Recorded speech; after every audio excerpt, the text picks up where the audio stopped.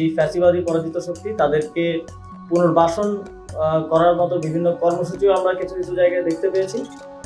এই বিষয়টি অবশ্যই, যেহেতু আমরা ছাত্র জনতার অভ্যুত্থানের ভিত্তিতে গঠিত একটি সরকার, আমরা মনে করি বিচারের আগ পর্যন্ত, সম্পূর্ণ বিচার নিশ্চিত না হওয়া পর্যন্ত ফ্যাসিবাদীদের পুনর্বাসনের আর কোনো সুযোগ নেই।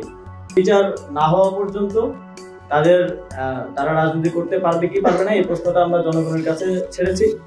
তবে আমরা মনে করি যে কোনো পাবলিক প্রোগ্রাম করার ক্ষেত্রে এই বিষয়ে সরকারের পক্ষ থেকে আমরা ভাবছি সেটাকে কিভাবে বাস্তবায়ন করা হবে সেটা এখনো সুনির্দিষ্টভাবে আলোচনা হয়নি। তবে আমরা এটাকে অবশ্যই নিরুৎসাহিত করব।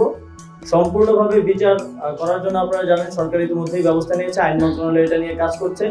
মানবতা বিরোধী অপরাধের হিসেবে তাদের বিচার নিশ্চিত করা হবে।